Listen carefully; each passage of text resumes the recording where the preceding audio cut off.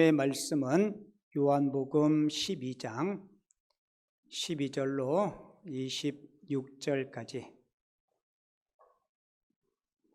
요한복음 12장 12절로 26절까지 우리 한 절씩 교독하도록 하겠고요. 성경 글이 작으신 분은 앞에 화면 자막 보시고 성경책은 꼭 피셔야 돼요. 그리고 교회 오실 때 가능하면 여러분들 개인 성경을 꼭 가지고 오시면 고맙겠습니다. 제가 먼저 12절 읽습니다.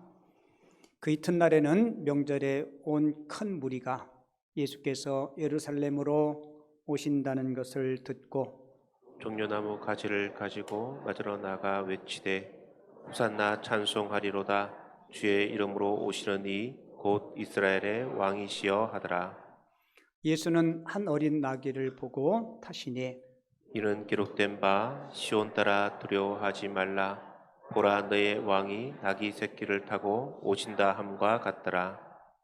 제자들은 처음에 이 일을 깨닫지 못하였다가 예수께서 영광을 얻으신 후에야 이것이 예수께 대하여 기록된 것임과 사람들이 예수께 이같이 한 것임이 생각났더라. 나더를 무덤에서 불러내어 죽은 자 가운데서 살리실 때에 함께 있던 무리가 정언한지라. 이에 무리가 예수를 맞음은 이 표적 행하심을 들었음이러라. 바리새인들이 서로 말하되 볼지어다. 너희 하는 일이 쓸데없다. 보라, 온 세상이 그를 따르는도다 하니라. 명절에 예배하러 올라온 사람 중에 헬라인 몇이 있는데 그들이 갈릴리 베세다 사람 빌립에게 가서 청하여 이르되 선생이여, 우리가 예수를 배우고자 하나이다 하니, 빌립이 안드레에게 가서 말하고 안드레와 빌립이 예수께 가서 여쭈니 예수께서 대답하여 이르시되 인자가 영광을 얻을 때가 왔도다. 내가는 내 겁니다. 내가 진실로 진실로 너희에게 이르노니 한 알이 미리 땅에 떨어져 죽지 아니하면 한 알 그대로 있고 죽으면 많은 열매를 맺느니라. 자기의 생명을 사랑하는 자는 잃어버릴 것이요 이 세상에서 자기의 생명을 미워하는 자는 영생하도록 보전하리라. 26절은 같이 읽습니다. 사람이 사람이 나를 나를 섬기려면 나를 따르라. 나 있는 곳에 나를 섬기는 자도 거기 있으리니 사람이 나를 섬기면 내 아버지께서 그를 귀히 여기시리라. 아멘. 오늘 읽은 본문 말씀을 가지고 하늘의 미랄이라는 제목으로 하나님이 주시는 은혜를 함께 나누겠습니다. 같이 해볼게요. 하늘의 미랄. 세계적인 동기부여학 가운데 지글러라는 박사님이 계세요. 이 박사님이 이런 이야기를 했는데요. 세계 인구의 30억은 굶주린 상태로 잠자리에 든다. 그러나 40억의 인구는 매일 밤 따뜻한 뭐를 그리워하면서요, 말 한마디를 그리워하며 잠자리에 든다라는 이야기를 했습니다. 오늘 5월 마지막 주일인데요. 오늘 복된 주님의 날에 여러분들 주위에 계신 분들에게 마음과 영혼을 담아서 따뜻한 사랑의 말 한마디로 인사하도록 하겠습니다. 어떻게 하려는지 저만 멀뚱멀뚱 쳐다보지 마시고 잘 생각하셔서 손을 잡아주시면서 따뜻한 온기와 함께 사랑합니다 인사하겠습니다. 사랑합니다. 예, 반갑습니다. 네, 참 잘 오셨습니다. 네.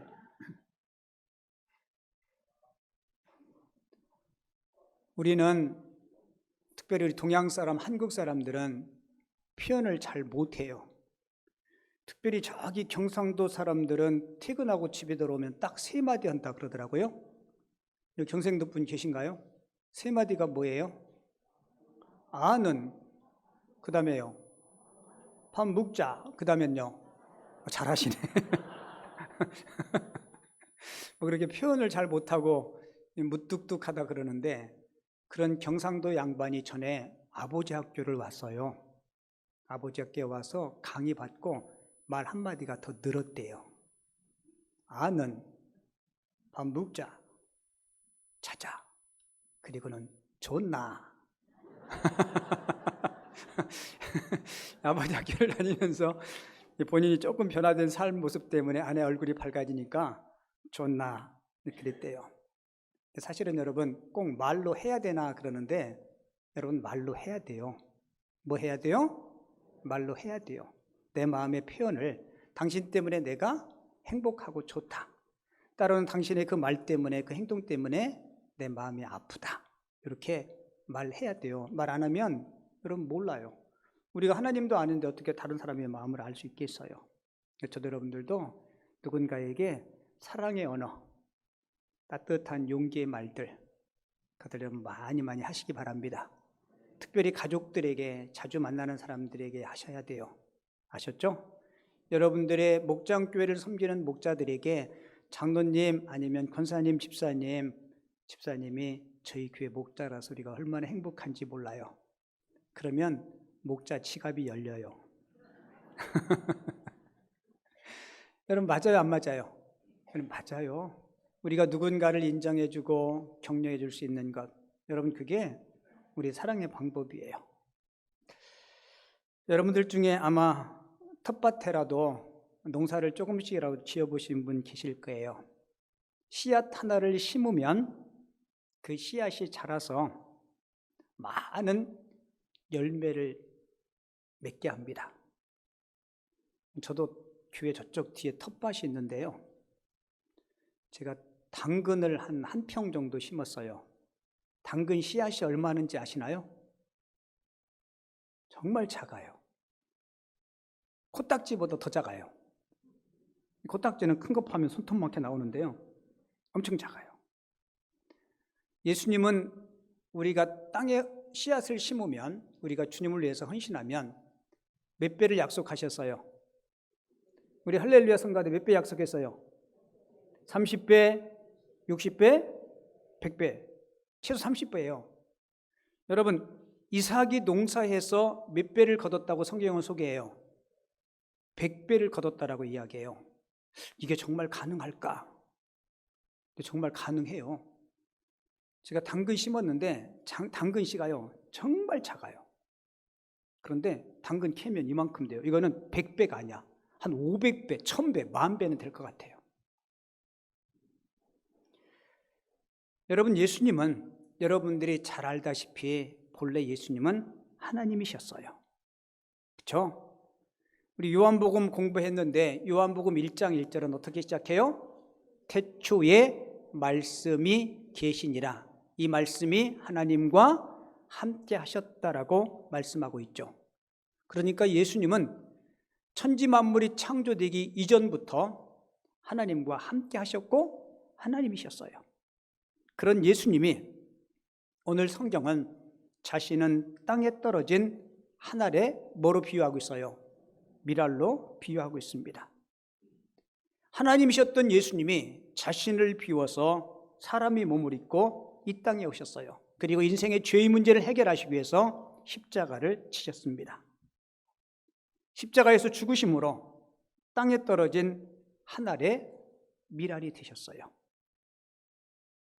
십자가의 죽으심, 한 알의 밀알 되신 예수님 때문에 많은 사람들이 열매로 생명을 얻게 되었습니다. 저와 여러분들이 그 장본인이고 그 당사자예요. 그리고 예수님은 예수 믿고 구원받은 저와 여러분들에게 예수님처럼 한 알의 밀알이 되라고 말씀하고 계십니다. 우리 한 알의 밀알이라는 이야기는 많이 들어서 알고 있어요. 그죠? 여러분 밀알 되고 싶으신가요? 아멘 하셔야 돼요. 제가 오늘 설교 준비하면서 이렇게 기도했어요. 하나님, 저도 오늘 말씀을 듣는 성도님들도 하나님의 말씀 설교를 듣고 아주 조금이라도 하나님 편에 한 걸음 더 가까이 갈 수 있게 해주세요. 제가 기도하면서 이 기도 자주 하죠. 하나님, 우리가 주의 말씀을 듣고 듣기만 하여 우리 자신을 속이는 자들 되지 않게 해달라고. 여러분 오늘 본문의 배경은 12절 위에 기록되었듯이 우리 예수님께서 예루살렘으로 올라가는 장면부터 시작됩니다. 예수님이 예루살렘에 뭐 타고 올라가세요? 나귀 타고 어떻게 보면 아주 초라하게 입성해요. 만왕의 왕이시라면 백마를 타고 많은 사람들이 호의 가운데 가셔야 되는데 아주 초라하게 나귀 새끼를 타고 올라가세요. 근데 여러분, 겉으로 보기에는 초라하게 입성하는 것 같지만 영적인 입장으로 보면 예수님의 입성은 엄청난 겁니다. 인류를 구원하시기 위해서 십자가를 지시기 위해서 예루살렘에 올라가시는 거예요. 예수님께서 예루살렘으로 오실 때 많은 사람들이 종려가지 나무를 꺾고 가지나무를 흔들면서 호산나를 외치면서 이스라엘의 왕이라고 환영을 해요. 여러분이 환영하는 사람들이 주로 어떤 사람들인지 아세요? 예수님께서 행하신 그 기적을 목격하고 그 기적에 대한 이야기를 들은 사람들.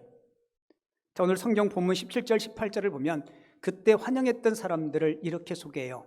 나사로를 무덤에서 불러내요. 죽은 자 가운데서 살리실 때에 함께 있던 무리, 그러니까 죽은 나사로를 살리실 때 그 장면을 목격했던 사람들. 자, 또 그들이 증언하죠. 이에 무리가 예수를 맞으면, 같이 읽어요. 시작. 이 표적 행하심을 들었습니다.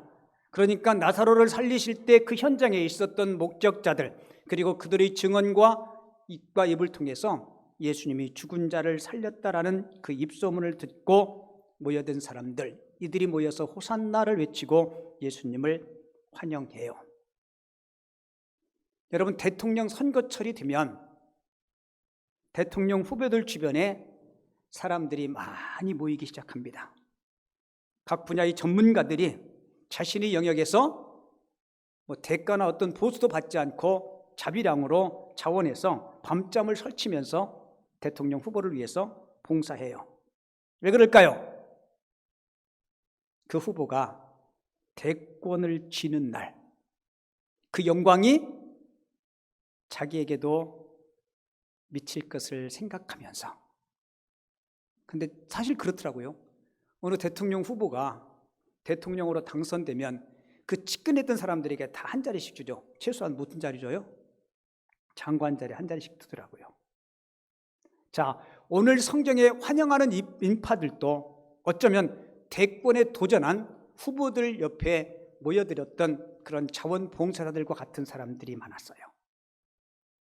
자, 우리 다음 주 오후에 요한복음 성경 퀴즈대회 하는데 막 기다려지고 막 사모함이 있죠. 저는 막 있어요. 얼마나 우리 성도들이 준비를 많이 했을까. 내가 듣기로는 2박 3일 동안 합숙훈련 하면서 막 준비도 하는 목장이 있다고 그렇게 얘기를 들었는데, 여러분, 요한복음의 맨 마지막 표적이 뭐예요? 그렇죠. 오늘 본문 앞장에 있는 11장에 죽은 나사로를 예수님께서 살리시죠. 여러분, 예수님 공생의 3년 동안 많은 기적과 표적을 행하세요. 그러니까 예수님의 그 표적을 목격한 사람들뿐만 아니라 그 목격한 사람들이 이야기를 듣고 온 나라에 예수님에 대한 소문이 퍼졌을 거예요. 우리 복습 한번 해볼까요? 요한복음 2장의 첫 번째 표적이 뭐였어요? 갈릴리 가나 혼인잔치에서 물로 포도주를 만든 사건. 두 번째 표적은요, 왕의 신하의 아들이 죽을 병에 들었을 때 예수님께서 그 병을 고쳐주세요. 세 번째 표적은 뭐였어요? 38년 된 아주 오래된 병자를 어느 못에서요? 베데스다 연못가에서. 그게 자비 연못이었어요. 그리고 네 번째 표적은 여러분들이 잘 아는 오병이어의 표적으로 굶주린 많은 사람들을 먹이십니다. 그리고 다섯 번째 표적은 사람은 할 수 없는 무리를 예수님께서 걸으세요. 그리고 여섯 번째 표적은 나면서 맹인된 자를 예수님께서 고치시고, 고치신 이후에 예수님은 자신을 뭐라고 선언해요? 나는 세상의 빛이라고 선언하십니다. 자, 보세요. 그 외에도 예수님께서 행하신 기적과 표적이 많이 있었어요. 그런데 요한복음에는 7가지 표적만 소개하고 있죠. 여러분, 이 사실을 목격하고 이 사실을 전해들은 사람들, 예수님께서 왕자에 오르면 그 영광이 나의 영광이 될 것이라고 생각한 사람들이 지금 뭐하고 있어요? 환호성을 지르며 예수님을 환영하고 있어요. 그들의 생각과 방향이 대단히 잘못되었죠. 주님을 따르는 그리고 환호하는 그런 자들에게 예수님께서 오늘 본문 24절을 말씀하고 있습니다. 한 알의 밀이 땅에 떨어져 죽지 아니하면 한 알 그대로 있고 죽으면 많은 열매를 맺느니라. 너희들이 정말 참 열매를 맺기를 원한다면 한 알의 밀알이 되라. 여러분, 예수님은 지금 예루살렘에 왜 올라가세요? 썩어지는 한 알의 밀알처럼 십자가를 지기 위해서 가는 겁니다. 한마디로 이야기하면 밀알 정치는요, 내가 하나님을 위해서 나 자신을 죽이는 거예요. 그리스도 영광과 복음을 위해서, 거룩한 공동체를 위해서라면 나의 자존심도 내려놓는 겁니다. 그리고 하나의 밀알의 삶은 우리 기독교가 그렇게 외치고 강조하는 사랑의 삶을 사는 거예요. 한마디로 이야기하면 밀알의 삶은 예수님께서 사신 것처럼 우리도 살아가는 것을 의미합니다. 제가 서두에 여러분들에게 밀알 되고 싶으냐고 물었죠. 여러분 하나의 밀알이 되고 싶으신가요? 여러분 그런 열망을 가지셔야 돼요. 우리는 솔직히 미치고 손해보는 일 하려고 안 합니다. 여러분 신앙생활이 미치고 손해보는 일인가요? 아니요. 여러분들에게 뭔가 득이 안 되면 아마 예배당은 사람들 모이지 않을 거예요. 자, 밀알의 삶이 구체적으로 뭔가요? 우리 예수님의 삶을 통해서 한번 볼까요? 여러분 밀알의 삶은 반드시 하나님의 말씀에 순종이 있어야 됩니다. 순종하지 않고는 절대로 밀알이 될 수 없어요. 제가 서두에 말씀했듯이 예수님은 본래 하나님이십니다. 자기를 비워 종의 형체를 가지시고 사람의 모양으로 이 땅에 오셨어요. 귀족이나 왕자나 고귀한 사람처럼 이 땅에 오신 것이 아닙니다. 그리고 오늘 본문은 이제 십자가를 눈앞에 두신, 십자가를 목전에 두신 그 상황에서 하신 말씀이에요. 우리는 직접 어떤 죽음의 공포를 경험해 보지 않았을 겁니다. 그런데 공포 가운데 가장 큰 무서운 공포가 죽음이에요. 여러분 예수님도 육신을 가지셨기에 십자가에서 못 박히신다는 사실이 얼마나 고통스럽고 얼마나 참혹한지를 아셨어요. 그래서 하나님의 미라를 말씀하시면서 주님의 말씀에 순종하기를 원하는 그 주님이 오늘 본문 27절에서 하나님 앞에 이렇게 기도해요. 지금 내 마음이 뭐하다고요? 괴롭다고. 여러분 예수님도 괴로우셨어요. 우리와 똑같은 사람이시기에. 내 마음이 괴로우니 무슨 말을 하리요? 아버지여 나를 뭐 해달라고요? 나를 구원하여 이 때를 면하게 하여 주옵소서. 그 예수님도 육신적으로는 십자가의 그 고난을 피하고 싶었던 겁니다. 그런데 보세요. 중요한 것은 그러나예요. 그러나 내가 이를 위하여, 이가 뭐예요? 십자가예요. 이 일을 위하여 이때에 내가 왔다라고 이야기합니다. 예수님은 자신이 십자가에 죽는 것이 하나님이 기뻐하시는 뜻이고, 그리고 이 일을 해야 인류가 구원받는다는 사실을 알았기에 그 일을 외면하거나 피하지 않았어요. 여러분 만약에 예수님이 십자가를 지지 않았다면 여러분 우리에게는 구원받을 수 있는 방법이 없잖아요.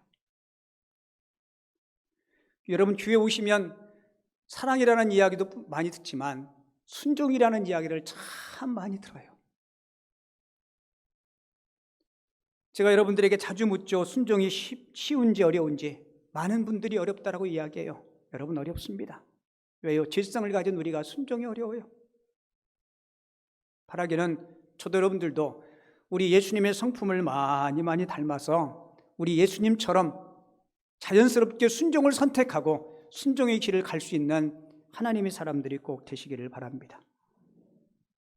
그리고 미랄의 삶은요, 하나님을 위해서 여러분들이 가족과 공동체를 위해서 나 자신을 양보하고 헌신하고 희생하는 삶이 있어야 돼요.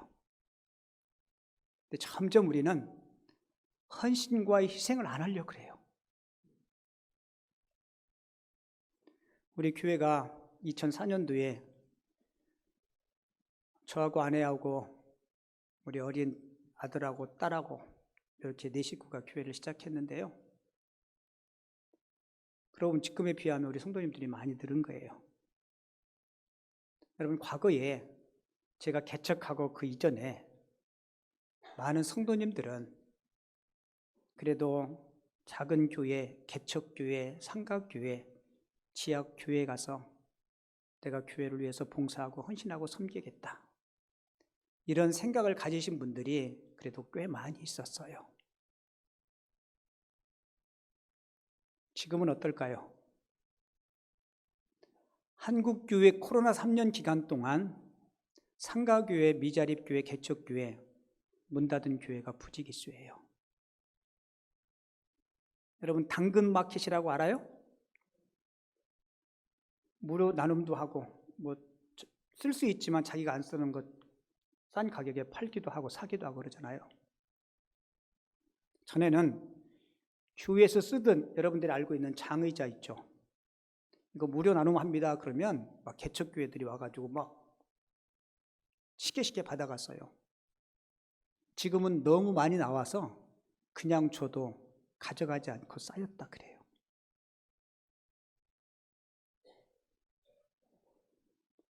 교회가 커지면 헌신하고 일하는 사람들이 더 늘어날까?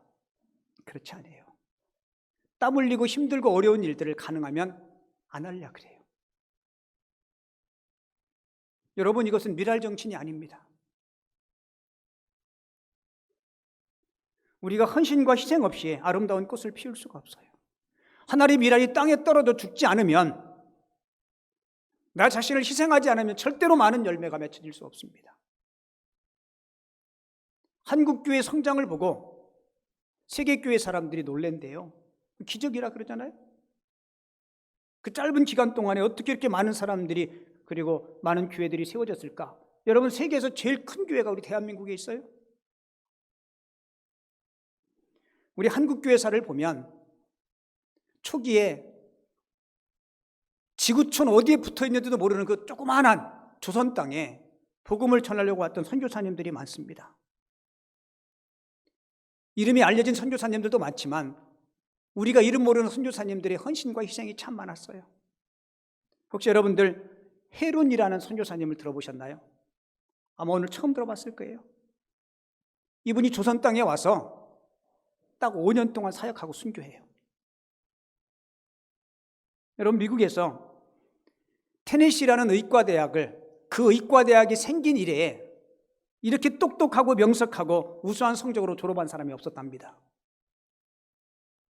학교에서 교수직을 제안했는데 그거를 마다하고 1885년도에 이 조선 땅에 복음을 전하기 위해서 와요. 한국에 와서 5년 뒤인 1890년도 여름에 이 조선 땅에 엄청난 전염병이 창궐합니다. 많은 사람들이 목숨을 잃고 고통을 당하고 그 여름 무더운 무더에 죽어가는 사람들을 치료하기 위해서 더위와 과로에 결국은 이 헤론이라는 선교사가 이질에 감염돼요. 3주 동안 끙끙 앓다가 결국은 사랑하는 아내와 2딸을 남겨두고 이 조선 땅에서 짧은 생을 마칩니다. 저도 설교 준비하면서 이분 이름을 처음 접해요. 근데 한국 교회사는 그분의 희생이 지금의 한국 교회의 밑거름이 되었다라고 저도 그렇게 믿습니다. 그분이 하나의 미랄이 되었기에 한국 교회가 이만큼 성장하고 설 수 있었던 거예요. 여러분들이 솔직히 복음의 빚진 자입니다.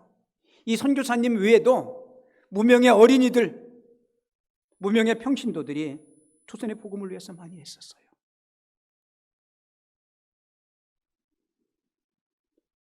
이 선교사님은 꽤 많이 알려진 선교사님인데 짐 엘리엇이라고, 아마 여러분들에게 제가 영상도 보여드린 적이 있는데요. 에콰도르에 아우카족이라는 인디언이 있어요. 여러분, 짐 엘리엇이라는 선교사는 어릴 적부터 아주 믿음이 좋았고 복음에 대한 남다른 열정을 가지고 있었는데요. 책을 통해서 이 아우카 인디언들은요, 얼마나 흉악한지 식인 문화를 가지고 있는 거예요. 그러니까 어느 누구도 이 부족에게는 복음을 전할 생각을 하지 못한 거예요. 글을 읽다가 이 사실을 깨닫고 아무도 가지 않는 이곳에 내가 복음을 전해야 되겠다.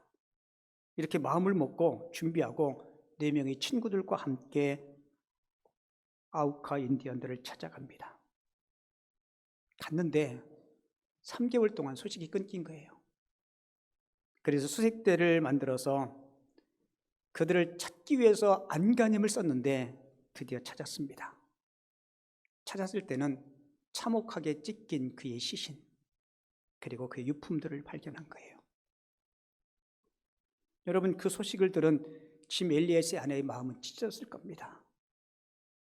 참 놀라운 것은요, 짐 엘리엇의 아내가 슬픔을 극복하고 1년 동안 간호사 훈련을 받고 자기 남편을 죽인 그 아우카 쪽에게 복음을 전하러 들어가요. 목숨 걸고 들어간 거예요. 근데 이 아내는 몰랐는데 들어가 보니까 이 아우카족은요, 남자는 죽이지만 여자는 죽이지 않는답니다. 우리 여성분들 이런 데 있으면 여성분들 가시기 바랍니다. 남자들 보내지 말고 가서 열심히 5년 동안 그 부족을 섬긴 거예요. 그리고 선교사님들은 보통 5년 사역하고 안식년을 갖잖아요. 이제 안식년을 갖고 조국으로 돌아오려고 하는데 아우카족 추장과 부족들이 너무 고맙다고 파티를 열어준 거예요. 그리고 그 파티에서 당신은 누구냐고 물어요.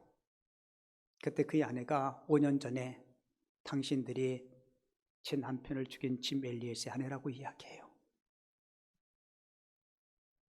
비록 당신들이 제 남편을 죽였지만 하나님의 사랑 때문에 저도 그 사랑을 전하고 싶어서 여기에 오게 되었더라고. 여러분, 그 사실을 알고 이 부족 모두가 다 예수를 나의 구주로 영접하게 되었다는 겁니다. 여러분, 지금 엘리엇이 그 정글에서 피를 흘리면서 죽을 때 그의 유품 가운데 그의 일기장이 있었는데요. 그 일기에 이런 내용이 적혀 있었다고 합니다. 주님, 오래 살기를 구하지 않습니다. 우리하고는 너무 동떨어진 기도 제목 같죠. 우리는 어떻게 기도해요? 주님, 만수무강해 주세요. 보세요. 다만 주님을 위해서 내 삶이 불타기를 원합니다. 나의 사명은, 짐 엘리엇의 사명은 뭐예요? 이 세상에 하나님의 발자국을 남기는 것입니다. 그의 사명은 뭐예요? 예수님처럼 미랄이 되어서 우리 하나님의 족적을 이 땅에 남기는 것입니다. 좀 말씀이 좀 무겁죠? 우리는 막 복받는다, 잘 된다, 뭐 그런 얘기하면 좋아하는데 때로 이런 묵직한 사명의 이야기를 하면 아니요, 여러분, 이게 진짜 신앙의 삶입니다. 우리는 하늘의 미랄의 이야기는 많이 들었지만 과연 내가 미랄이 돼서 땅속에서 나 자신이 썩어지고 생명의 씨앗을 피울 그런 각오와 그런 거룩한 습관의 삶들이 우리에게 있는지. 여러분, 프랑스 말에 노블리스 오블리제라는 말이 있어요. 아마 여러분들도 많이 들어봤을 거예요. 이게 프랑스 합성어인데요. 노블리스는 높은 신분, 높은 지위를 이야기하고요. 오블리제는 책임을 이야기해요. 그러니까 노블리스 오블리제는 높은 신분에 상응하는 도덕적인 책임을 의미합니다. 같이 볼게요. 높은 신분에는 상응하는 도덕적인 책임이 있다. 여러분, 노블리스 오블리제라는 저 말이 어떻게 유래했는지 아세요? 잠깐 설명해 드리고 오늘 말씀을 좀 정리할까 합니다. 미국에 가면 자유여신상이 있듯이 프랑스에 가면 칼레이 시민상이라는 조각품이 있대요. 저 오른쪽에 나오는 저 조각품인데요. 저 조각품을 조각한 작가는 유명한 노댕이라는 작가가 저 조각품을 만들어요.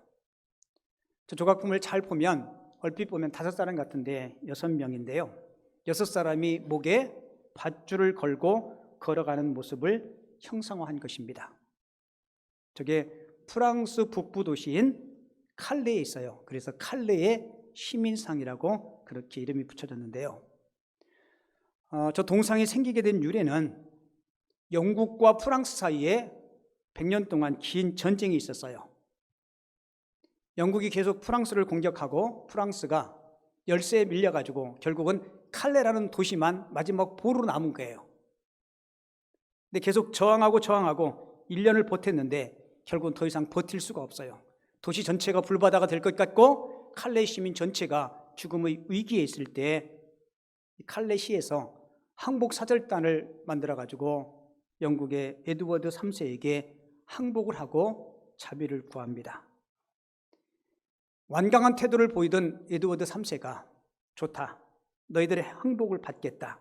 하지만 그동안 반항에 대한 책임을 져야 된다.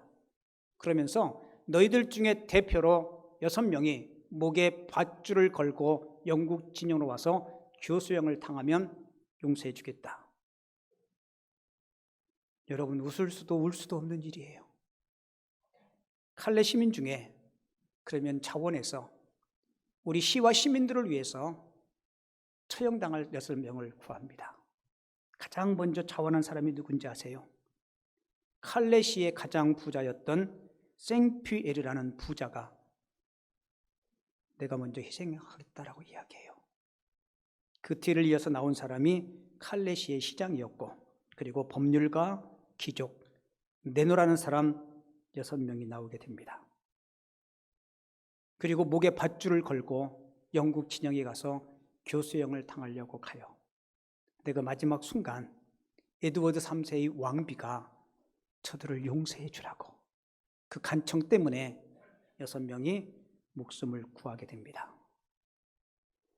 그리고 그 동상은 그 일이 있은 후 550년 뒤에 칼레의 시민들이 그분들의 용기와 그분들의 헌신을 기리기 위해서 조각상을 제작하기로 하고, 당대 유명한 조각가였던 노댕에게 작품을 의뢰하게 됩니다. 드디어 그 동상이 제막하는 날, 보통 제막식 하면 이렇게 흰천으로 이렇게 덮어놓잖아요. 흰천을 딱 줄을 당겨서 딱 걷었는데 그것을 지켜보던 칼레 시민들이 실망한 거예요. 왜 실망했냐면, 여러분, 보통 동상은 높은 단 위에 높이 세우잖아요, 그죠? 근데 저 동상은 그렇잖아요. 단이 10cm 정도밖에 되지 않아요.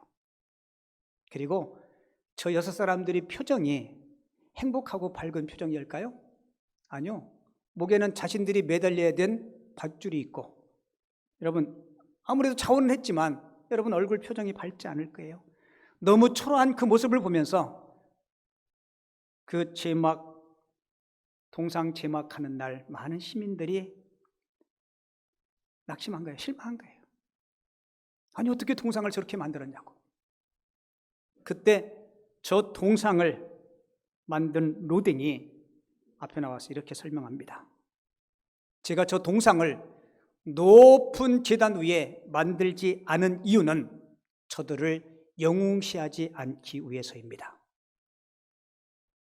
그리고 낮은 곳에 저들의 동상을 만든 이유는 우리 눈높이에서, 우리 키높이에서 누구나 그들의 행동을 본받았으면 좋겠다라는 의미로 이렇게 만들었습니다 라고 설명했대요. 여러분, 프랑스 사람들은 화려하고 멋진 것을 좋아하잖아요. 처음에 저 동상이 만들어졌을 때 시 외곽에, 사람들이 잘 보지 않는 외곽에 저 동상을 세웠는데 차츰 세월이 흐르면서 시민들에게 주는 그 의미가 남다르기에 지금은 도시 한복판으로 옮겨 놓았다고 합니다. 여기서 유래된 말이 프랑스어로, 여러분들만 한번 해보세요. 시작. 여러분들 프랑스어 오늘 한마디 배운 거예요. 노블리스 오블리제. 여러분, 높은 신분에는 그에 상응하는 뭐가 있어야 돼요? 도덕적인 책임이 있어야 돼요. 근데 우리가 이걸 놓치며 살아요.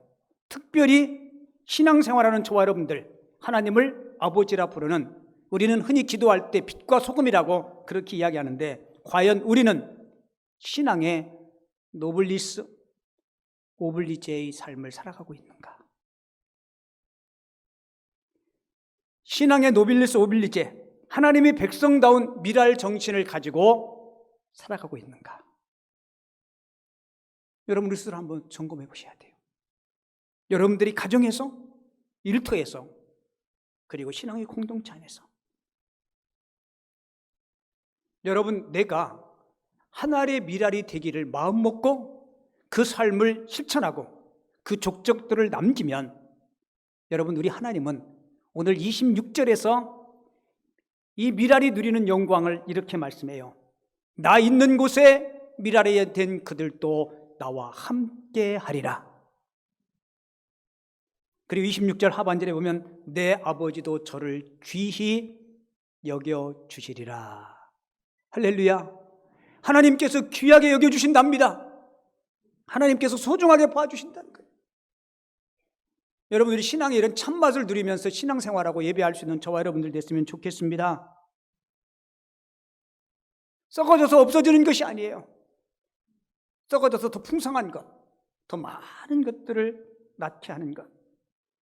바라기는 저도 여러분들도 우리에게 하나님께서 주어진 그 시간, 그리고 우리의 젊음, 우리의 은사, 여러분들의 가진 것들을 통해서 그 모든 것들이 하나님께서 원하시는 아름다운 미랄들로 귀하게 쓰임받을 수 있기를 바랍니다. 그래서 그것이 시간이 되었던, 물질이 되었던, 은사가 되었던 더 풍성해져서 30배, 60배 그 이상의 아름다운 결실을 누릴 수 있는 복된 하나님의 사람들이 다 되어줄 수 있기를 주님의 이름으로 축원을 드립니다.